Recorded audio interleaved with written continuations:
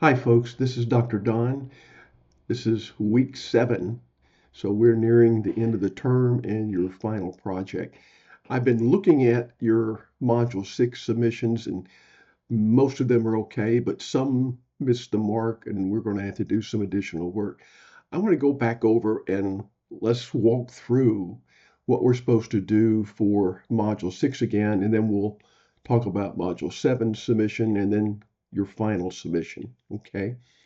In this Module 6, you're supposed to propose your final analysis. What is really the focus of your project?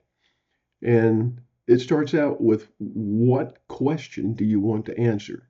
Most of you gave that.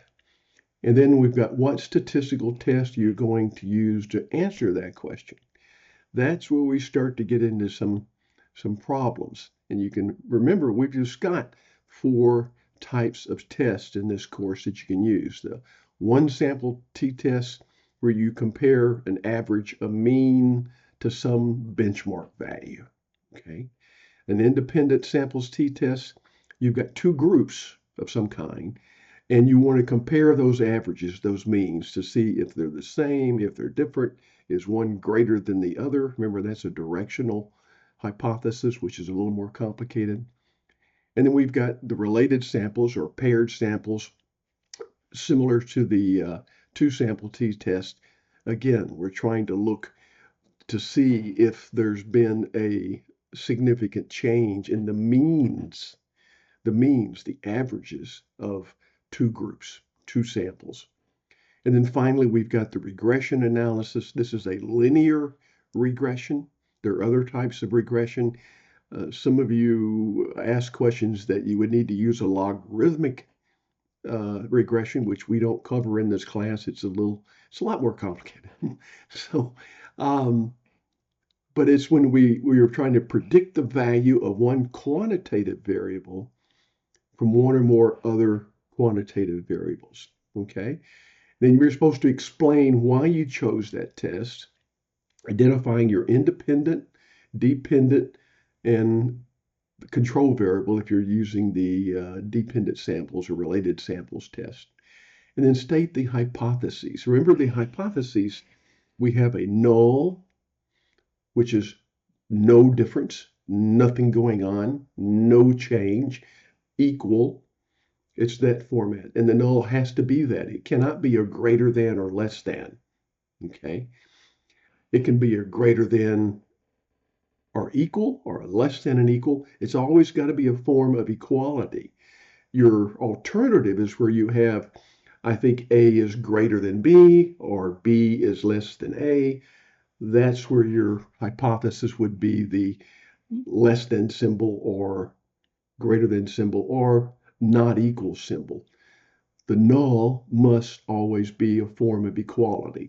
Equals, greater than or equals, less than or equals. I posted a graph, a visual to show you that. And they were pretty lenient about what you submitted. Some submitted very nice formal presentations.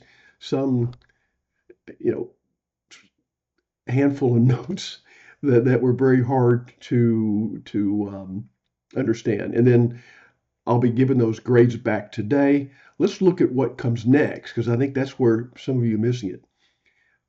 In this week, you're supposed to do that analysis, okay, and interpret it, okay.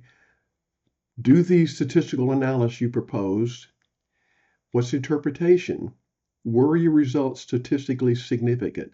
What was your alpha, your level of significance? What does that mean in layman's terms? You got to be able to explain this thing.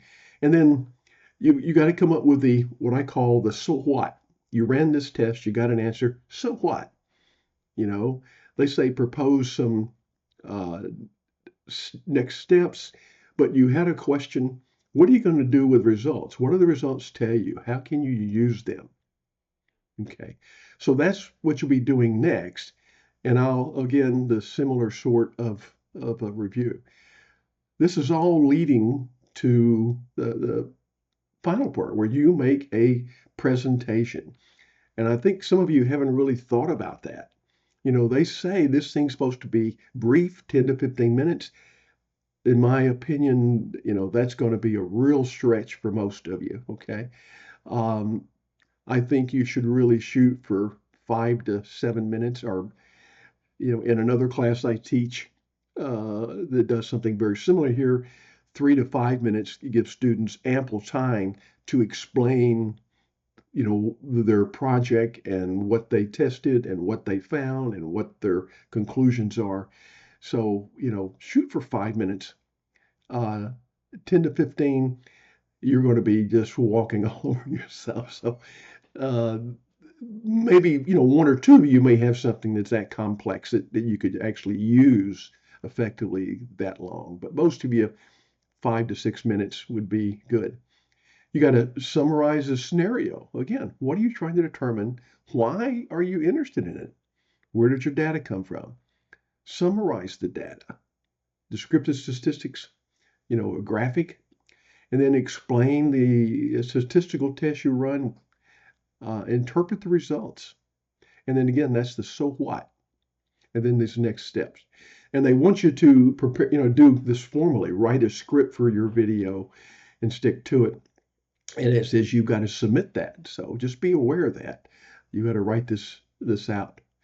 And then it says, by Thursday of week 8, you create your video and submit a post on the discussion board. So really, you've got to finish this thing by Thursday of next week. Okay. It's not Sunday of next week. It's Thursday of next week. So we've got to get a hitch in our get along and get moving here. So anyway, this is an overview. I want you to go back and look at your data and think about it. What what are you really trying to do with this? Okay. You've got an interest in this data somehow, and you've got to explain what that is. Why are you asking this question? What difference does it make? That's that so what question my old PhD advisor kept asking me when I got a significant result. So what? Why does it matter? So you got to be able to talk about that. So I'm going to shut up here now. We're in the home stretch. You can do this. I'll be ready to have a one-on-one Zoom if you want to talk about your project based on the comments I give you there. There's plenty of time to pull us all together and get this done, but we need to start this week, in the next couple of days. Reach out and grab me. Look forward to working with you.